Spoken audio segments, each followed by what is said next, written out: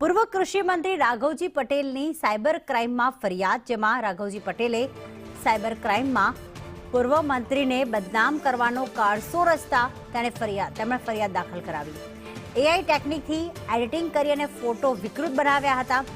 વિશાલ કણસાગરા પર ફોટા અને વિડીયોને વિકૃત બનાવવાનો આરોપ લગાવવામાં આવ્યો છે.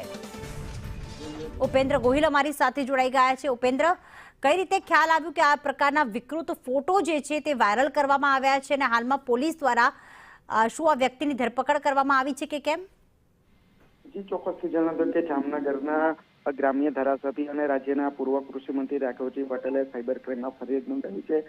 ફેસબુક આઈડી ડી વિશાલ કણસાગરા તથા ઇન્સ્ટાગ્રામ આઈડી વી કણસાગરા 77 નામની આઈડી ધારકે સોશિયલ મીડિયા મારફતે પૂર્વ જે કૃષિ મંત્રી છે તેને બદનામ કરવાનો કારસો રચવા અને નાણાં પડાવવા માટે આ આઈડી બનાવવાનું હોવાનું સામે આવ્યું છે. જો કે આ સમગ્ર મામલે હાલ તો કૃષિ મંત્રીએ સાયબર પોલીસમાં ફરિયાદ નોંધાવી છે. હાલ તો સમગ્ર મામલે પોલીસ દ્વારા તપાસ શરૂ કરવામાં આવી છે. સાયબર પોલીસે જે આઈડી ધારક છે તેના વિરુદ્ધ ગુનો નોંધવામાં આવ્યો છે અને આ શખ્સને કાયદેસરની કાર્યવાહી કરવામાં આવી છે અને અટકાયત કરવાની શોધખોળ ચાલુ છે. આભાર ઉપેન્દ્ર, તમામ વિગતો માટે.